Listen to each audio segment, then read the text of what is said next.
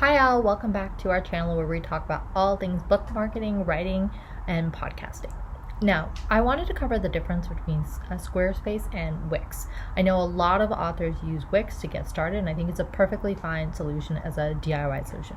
So the big benefit of using Wix is that it's much easier to drag and drop when you're designing your website, and so that functionality makes the website look.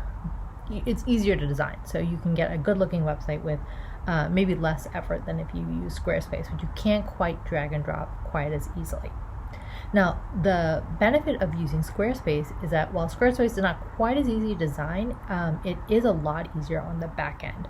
So that means hooking up things like blogging, creating SEO, doing things like having a feature where people can schedule calls with you through Acuity scheduling, or sending out email campaigns to Squarespace campaigns.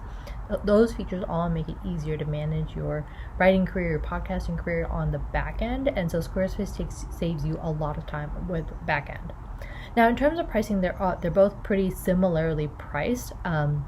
The plans start at $16 per month if you pay annually, and then Squarespace is $23 a month for the next level, and Wix is $27.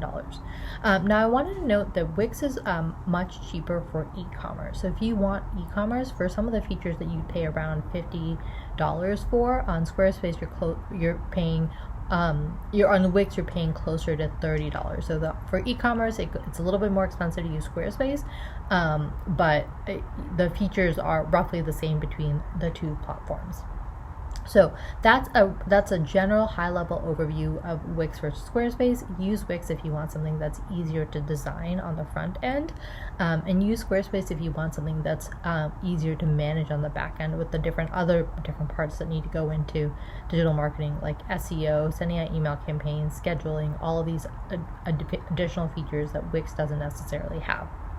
Okay, so that's it. That's this overview of Wix versus Squarespace. There's going to be a more detailed blog post in the comments, so please check it out if you want more details about whether you should go with Wix or whether you should go with Squarespace. I personally recommend Squarespace for all writers, authors, podcasters. I think it is incredibly easy to use, not quite as easy as Wix, but I think it's pretty easy to use to design, and I think you're going to save hours of your time in terms of managing the back end, and so therefore I highly recommend Squarespace. I also think there are many more Squarespace templates out there, so that means you can buy a template for around $250. You can update it and edit it and then make it your own, and then you're good to go. You'll have a stunning and effective website with just a little bit of effort and a little bit of money. And so Squarespace templates are a lot better than Wix templates, so I highly recommend going with Squarespace overall. Okay, that's it. That is an overview of Squarespace versus Wix. If you want more content like this, please remember to like this video, subscribe to this channel, and leave a comment on the video. Let me know what you think. Which platform do you use and which one do you prefer? Okay, thanks. Bye.